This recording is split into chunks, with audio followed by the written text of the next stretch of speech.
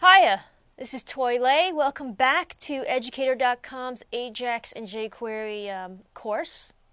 Now, if you've been watching the other courses, you'll know we've been pretty much kind of just doing vocabulary lessons. I've been giving you names of functions and showing you quickly one-liners on how those functions work. Now we're getting to the point where we can actually use it for something. And it's such, the power of jQuery with all the other elements makes it really kind of great. And we're only going to use this particular lesson is only going to use one additional element, and that's CSS. And you'll see even how much more powerful and techniques that you can use today that are being used today in the real world, and you get paid for it. So learn how to do it. Go out and get yourself paid. Okay, so we got two examples I'm going to show you. The interactive login box and the interactive, well, it's not the citing response, but it's the sliding response. But that's okay. We'll just show you what's going on. Okay, so I've built this, once again, I've kind of pre-built a page for you full of data and information that we're going to play with. It looks kind of ugly, it's disorganized, blah, blah, blah, blah, blah. This first example that I'm going to talk about is the interactive login box. And the old school day, you would, when you wanted to log in, they would have username, that label, and they would have this text box here where you type stuff in, and then you hit this login button, and that's how that would roll.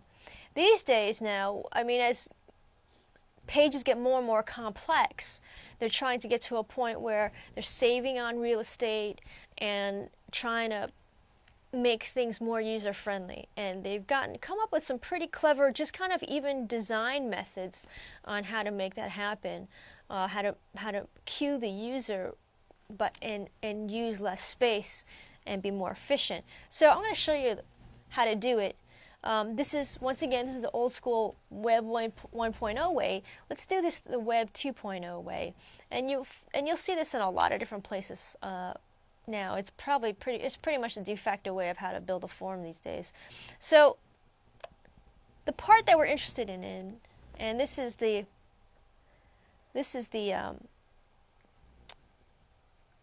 code that you can download from the site. But once again, I challenge you not just to copy and paste and go make money.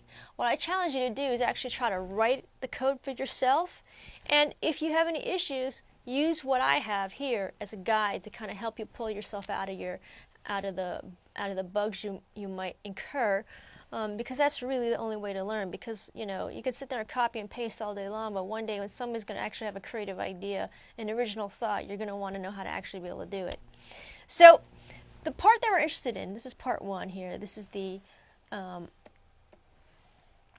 that's that username with the text box here. And let me break this out. Because the screen's a little small. So let me break this out so you can see a little bit better. It's a text box with an ID of TB, a class of TB. The value is nothing, is empty, and right next to it is the submit button with a login. Okay, pretty standard form stuff.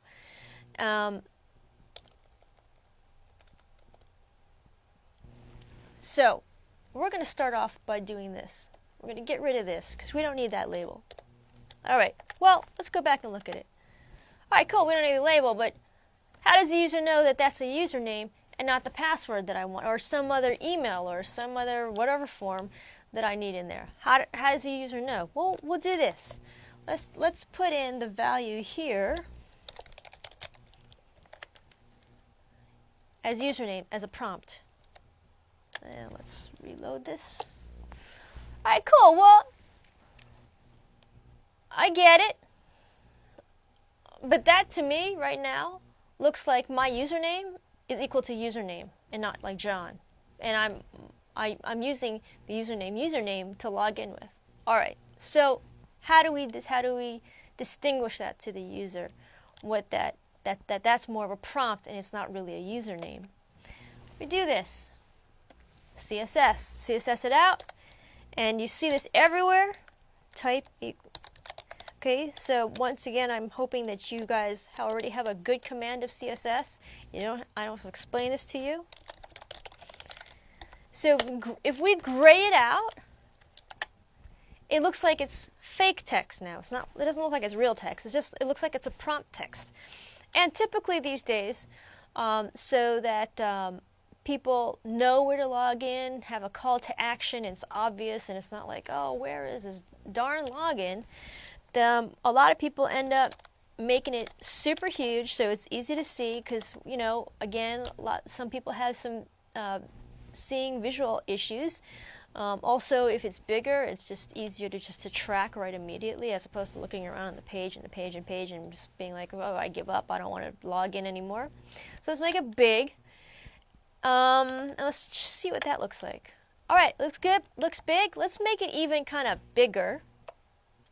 And we do that by padding it out 3 pixels. Let's do it. And that now feels comfortable. And you see that all the time. That looks just like all the stuff you see now. Web 2.0 kind of login user interface design. So how does this actually work? I could sit here and if I click on this, well, I don't have to sit here and double click on it all day long to get that thing out of the way, or if I click on it, hit backspace to put my name in. So how do we do that? Easy peasy. We use jQuery. Okay. So here I've got the jQuery ready to go, and let's do this. Whenever I, or a user,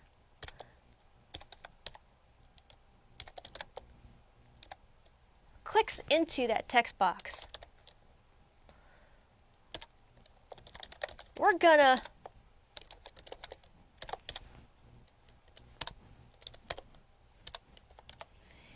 wipe out what's in there. So right now it's my messed around fake text. But whenever I click in there, I want to wipe out that fake text. So let's wipe it out. Let's say .j this .html. Oh, not HTML. Value is now set to null. Okay, so let's try that. So when I click into it, sets it to null. Pretty awesome, right? All right. So I'm the user. I knew that was fake text because when I clicked into it, it deleted it. Now it's ready for my thing. Let's put my name in here. Oh, well, is that still fake text? It looks like it's still fake text because even though it's got my name in it, it's still gray. So we got to add another line of jQuery here. Not only do we have to empty the text, but then we have to make it look like it's real text. So let's do this. Let's change the CSS. Let's get this CSS color, change it to black. And then it'll look like real text, right? Okay, so we reload it. I'll get it to the page. Okay, let me log in. Bam, ready for me. I type my name in. It looks like real text. How simple is that? Dude, that's 3 lines of code to make it look like Web 2.0 and make it look really sophisticated. Wow. Pretty amazing, huh? The tricks, these little tricks that we do. All right, so let's do this. Let's say I log I bring up the page and I'm like, all right, I want to log in. Oh, the phone's ringing. Let me go get the phone. Come back. Just hit login. Well, that's not good because now you're logging in with a zero username. So, and this is standard validation here, form validation that you want to do. So, what we do is, let's say anytime I hit the submit button. So when I hit the submit button, when I click into it, when I click the submit button, oops. let me do a check here. Let's get the username, var username is equal to whatever is currently in that TB field.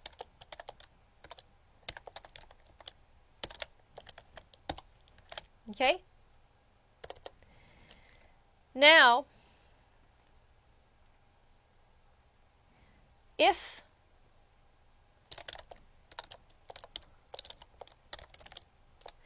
username is equal to blank, then alert me.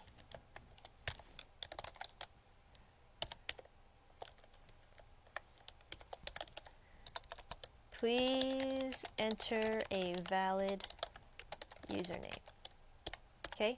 Basically what I'm saying is, when I hit submit, I check the text box. If the text box is empty, then I'm going to hit back an alert saying, give me a real username, dude. Okay? So let's try that. Okay. I click in, the phone rings, I come back, my head's all in outer space, I hit login. Oh, enter a valid username. So if I enter a valid username, if I hit login, then it starts the login process. Okay? Now, how about this one other case? We've got one other case to think about. Okay? I start to log in, the phone rings, I come back, I hit login just because again, my head's in outer space. If the username is still that fake text username, it should not go through because it's fake text. That's not real text. So we got to add something to our jQuery. We got to say if the username is equal to empty, or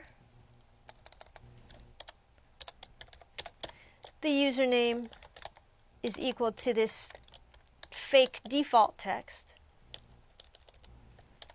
which happens to be username, then which is the same thing as entering in an empty username. So hit me back a real name. Let's try it. Try to do this.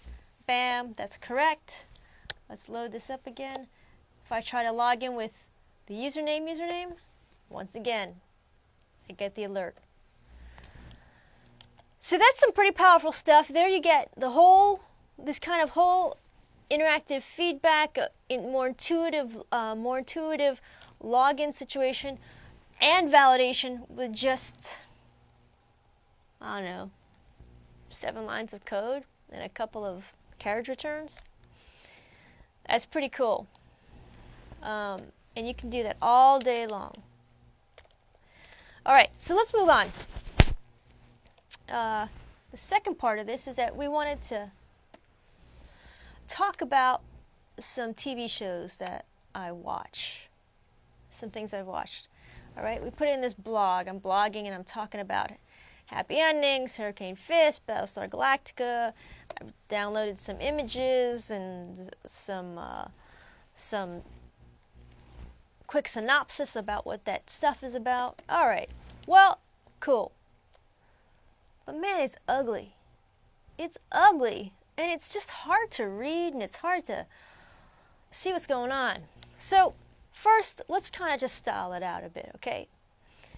This whole thing here, this is seriously old school how they used to do this. You know, put an image, put some text. Put an image below that, put some more text below that, explaining the image above it. Then go down, one more image, one more text. Seriously old school. All right, let's get some, I'm not a designer, but I know when stuff is ugly. So let's get some CSS going in here. Okay, so what we're going to do is, we know that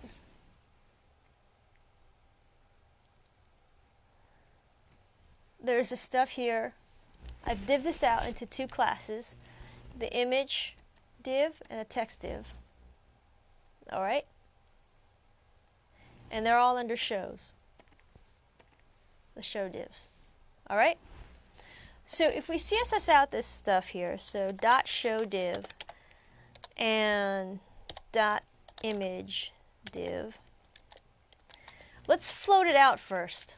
What I want to do is create a situation where here's the image, here's the text, here's the image, here's the text, here's the image, here's the text. And so they look like they're together and not just stacked on one on top of another, and it just looks crazy. Okay, so let's float it left, and that means we're also going to have to give it a width of, well, here's the other part. I don't like how huge this picture is. So let's look at the image info. And from this image info, we can see that the dimensions are 214 by 317. So let's scale it down a bit. All right, let's scale it down to like more thumbnail size-ish. All right, so that'll be maybe 100 pixels wide. All right, and then that would mean my width of the div. So we have to change the width of two things: width of the div itself, the containing div, and we also change the image.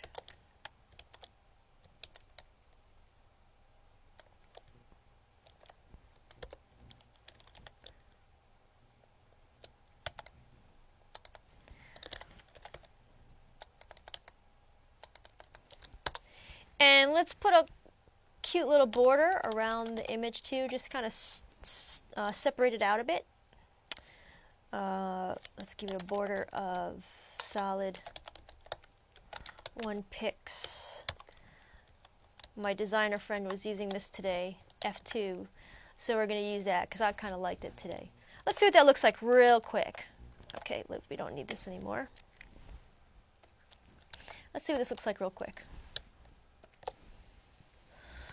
Yow! That looks pretty awful.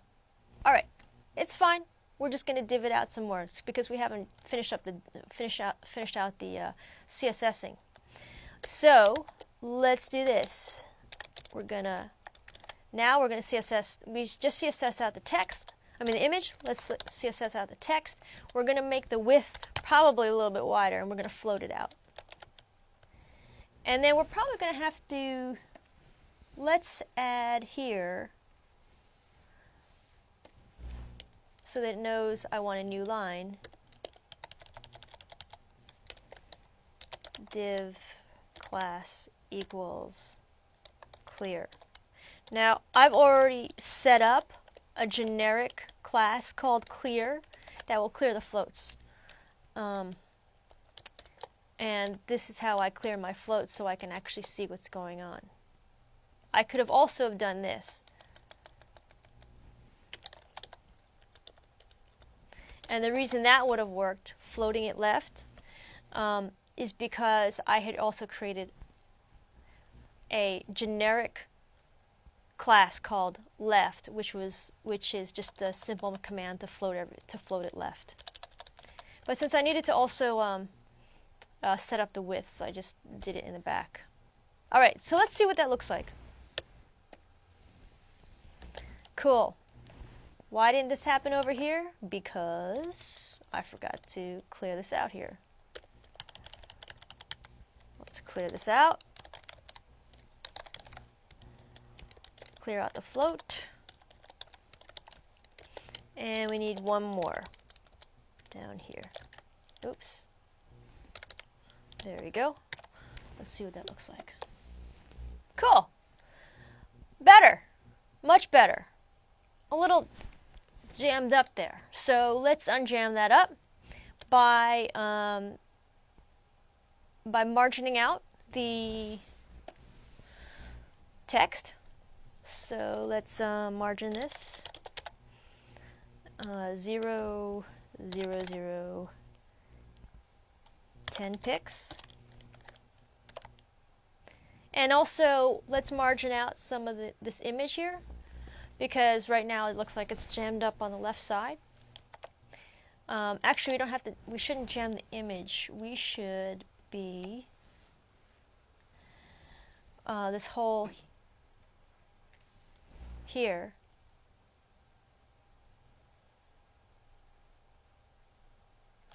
This whole info area should be left. It's already left it out, as you can tell. But the reason why they're not sitting up on the left side is because I didn't set up widths. So let's set up a width here for this list area. Okay.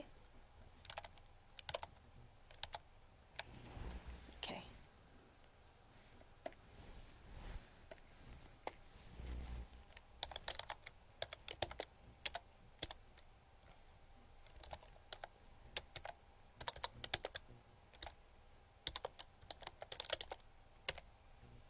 Width it out to be 200 pixels.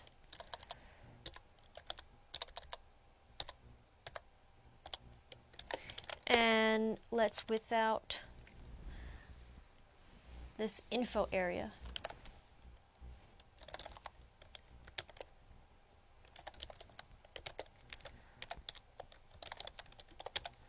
To 400 pixels. And the math on that should all work out good. Let's take a look at that. Oops. Let's call this info.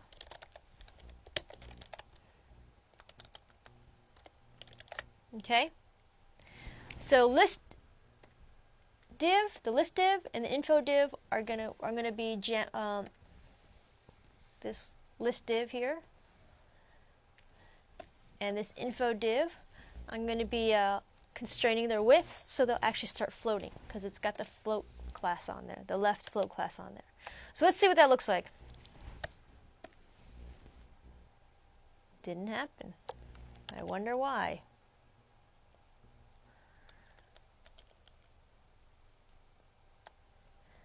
Let's find out why that didn't happen.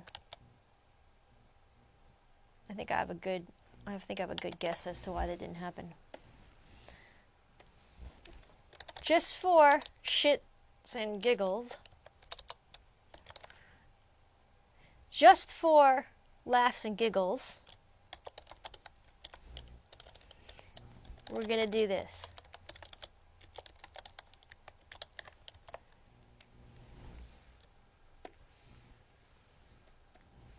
Okay, that didn't work either. And I have a good feeling why this has to show up here. Let's just get rid of that. It's not picking up the info. Still not doing it. Crazy.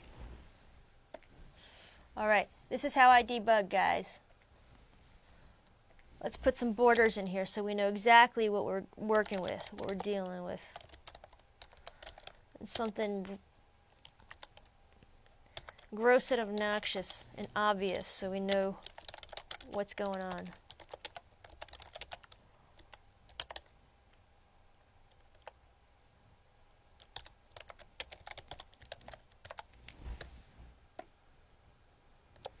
Okay, so that looks about right.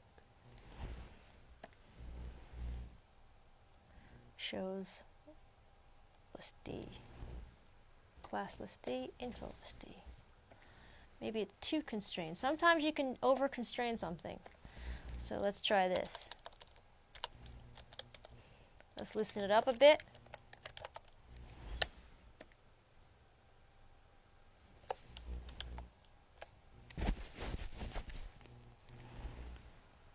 Huh.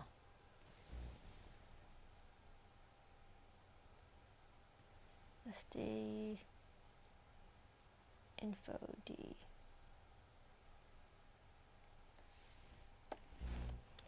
I'm going to have to add one more clear. That's good.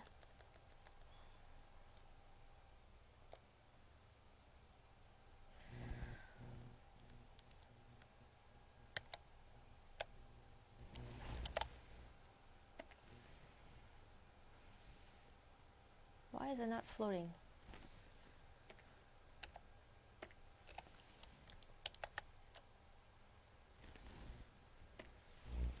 let's do something even crazier here. I'm going to really bomb that out.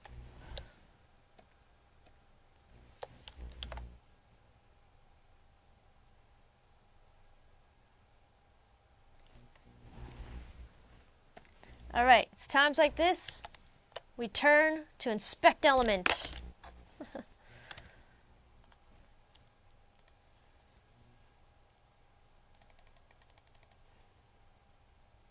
Okay, so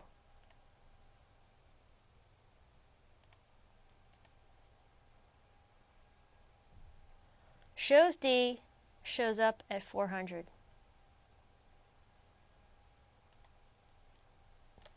Oh.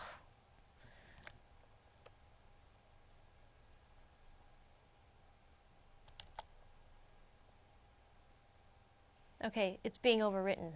That's why.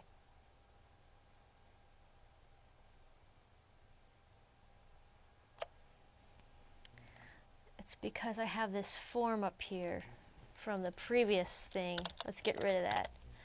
And then that should start behaving. There we go. All right.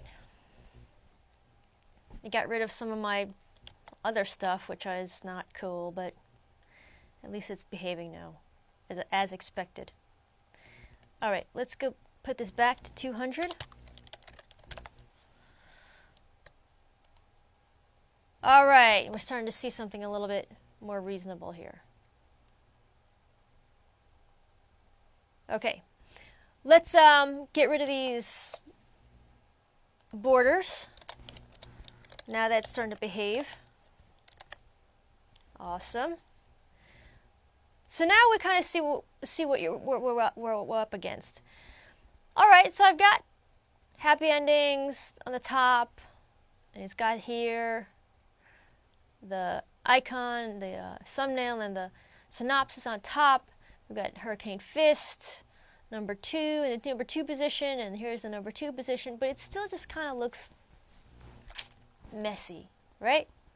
What we really want to do is we just want to see one at a time. All right? So let's do this. Let's add some jQuery. So that every time so that when I click on this, when I click on happy endings, only happy ending shows. When I click on Hurricane Fist, only Hurricane Fist shows. When I click on Battlestar Galactica, only Battlestar Galactica shows. So first of all, we have to start off with just making this whole right side disappear. Okay, so let's make it disappear. How do we do that? Use jQuery. All right, so now we're going to talk about here. This is the sliding, this is the movies and TV stuff. Okay. All right. So what we're going to do is, first of all, we're going to turn off that whole right side. For each one of these are listed as show. This whole thing is the whole div containing all 3 shows is shows here, and each individual piece listed underneath is called a show. So we could control each individual show by collecting .show D, not shows, show. And then we turn the CSS display none. All right, so for each individual show, we're going to turn the display to none. Let's check that out first. Cool. You know, just as I was sitting here thinking, let's also, while we're here, turn this text, because it's a little too clowny for me. Just for me. Let's change the font size to 11 pixels. And we'll see what that looks like when it comes back online. Okay. Now what we're going to do is,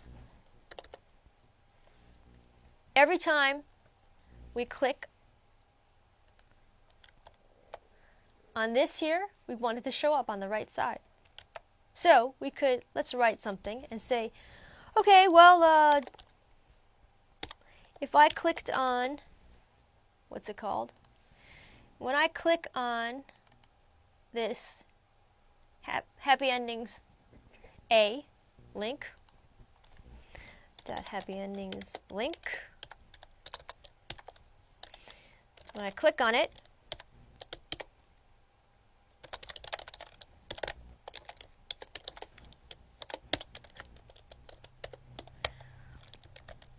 I want to have this show area here, which is the Happy Endings div. I want it to show up. Oops. I want it to show up. So I want to say $J .hed .slide. This is pretty cool. Slide toggle is one of the things we're going to be using. Slow. It's kind of more impressive than just toggling it on and off. Alright, so let's try that. Let's see what that does. Let's click on Happy Endings. Shows it up. Awesome. And we see the text is a little bit more reasonable. Actually, let's do a little bit something here. Let's pad it out. Pad out the text.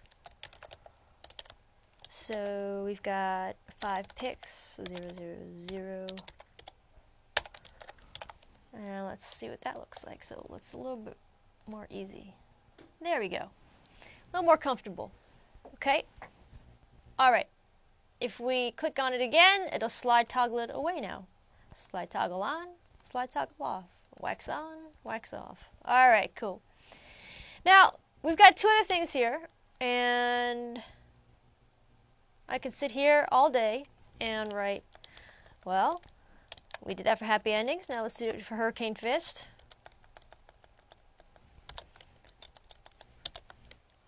And let's do it for Battlestar Galactica.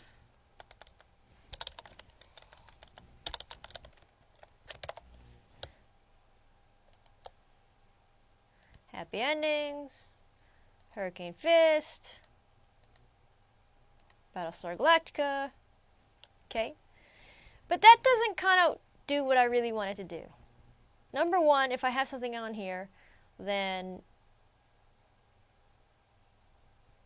and I open up another one, it shows 2. Well, I don't want that to really happen. So let's be a little smarter about this. I want to turn all the shows off. So before I even turn mine on, the one I'm picking on, I want to turn everything else off. So show D dot toggle dot CSS display, turn it back off. And then I want my thing to turn on.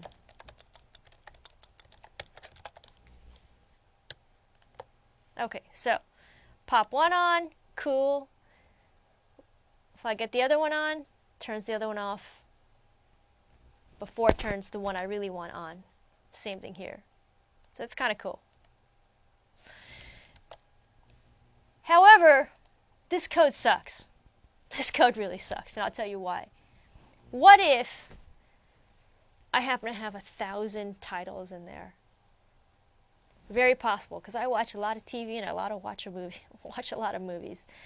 I don't want to have to do this 1,000 times over, okay? Because maybe one day, okay, so maybe I did do it 1,000 times over, but maybe one day I decided that I wanted my slide toggle to be fast instead of slow. I have to change that 1,000 times? So not cool.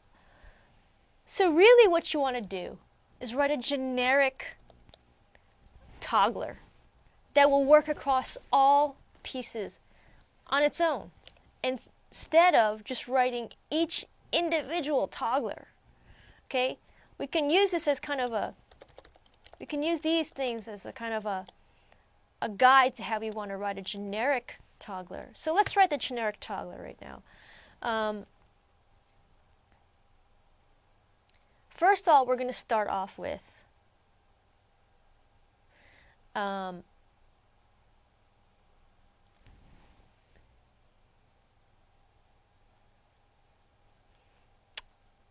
generic. So we got to find out, when we're thinking generic, we got to figure out what is the common thread. Okay? So the common thread here with the clickers is really not their class, because they all have different classes. But the common thread is this A. They all have A's. So basically, anytime I click anything inside this list, let's start with that. So let's do $J, and this class here, any A inside this class that gets clicked. So this is the class, any A dot click function. Okay, that's a real good start. Okay, so I'll show you what this means. We're going to alert. Anytime we click on that A, we're going to alert. And we're going to say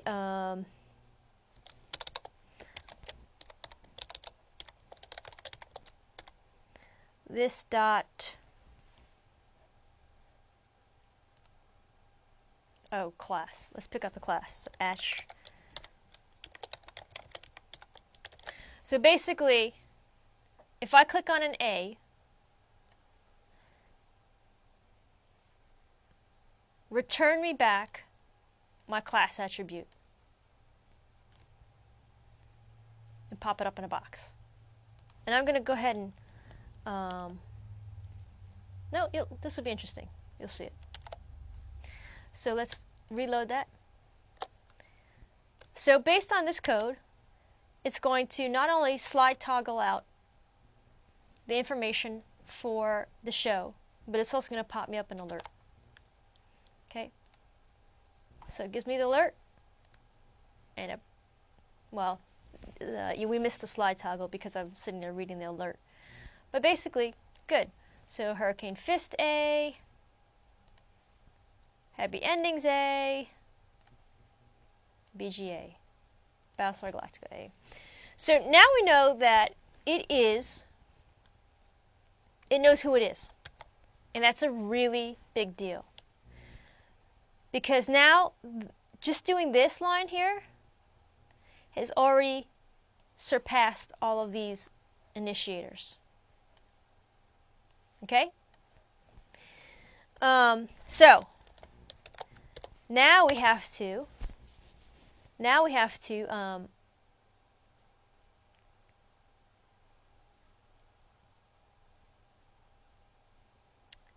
to find which one of these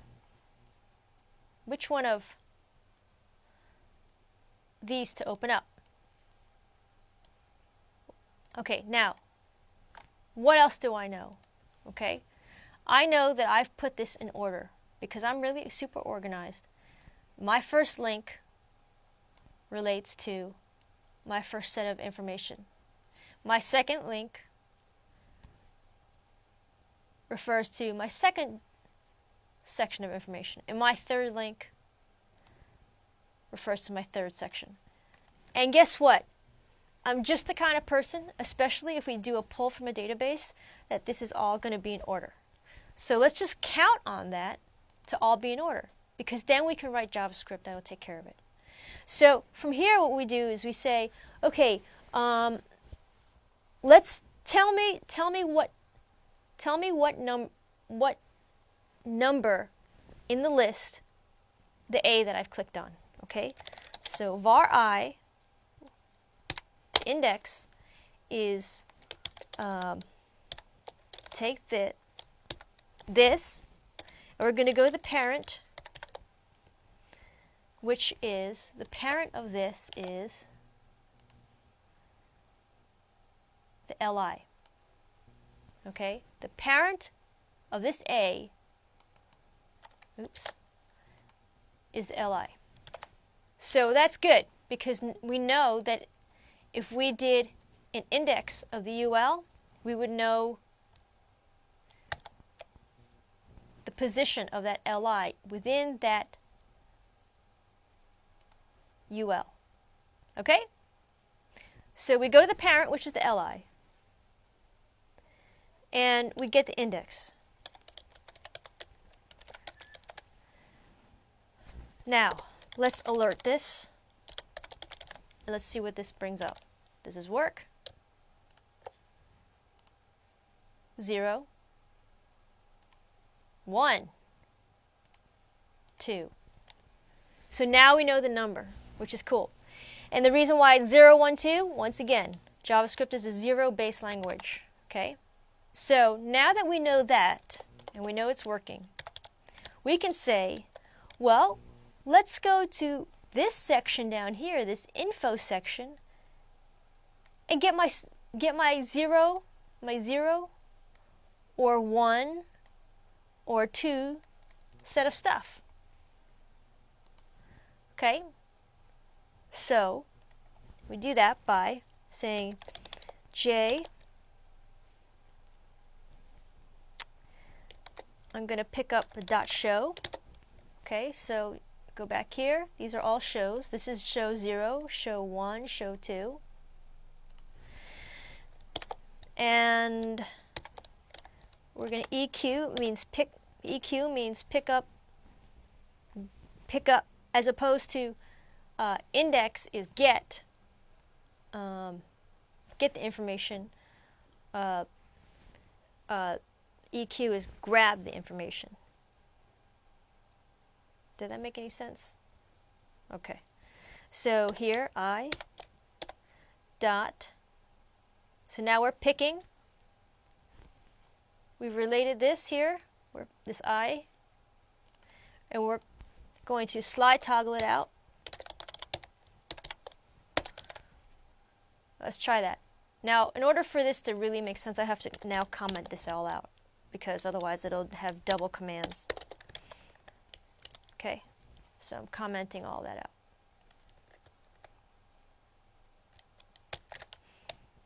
All right, let's try it. It's a moment of truth. Bam! Bam! Bam! We're running into that same old problem before, but we know now that it's picking up. We wrote a generic function to pick up from the number of the list, show the number of the section of information. So before we slide toggle it out, let's do this here. Let's turn them all off first, and then pick up the one that we really want. Okay? So we discover here using parent index what number that we want. We turn them all off, and the number that we want, we turn it back on. Let's try it. Happy endings. Hurricane Fist. Battlestar Galactica. Pretty awesome. Now if I go and add 1,000,000 records, I don't have to rewrite that code ever again. Also, what if I decided, okay, well that's cool, but I want to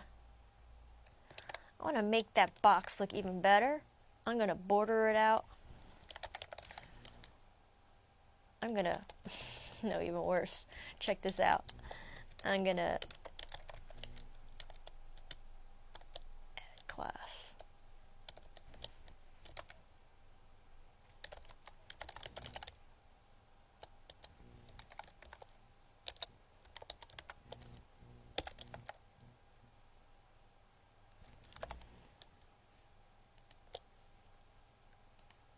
There you go. Awesome. In this way, if I decided to change the format, change the colors of my site, I don't have to do it 1,000,000 times. I just do it one time in a generic function that took all of 4 lines. All right? So those are your real-world examples of something so simple as using CSS Together along with jQuery. Hope you learned something. Go get paid if you can. All right, thanks a lot.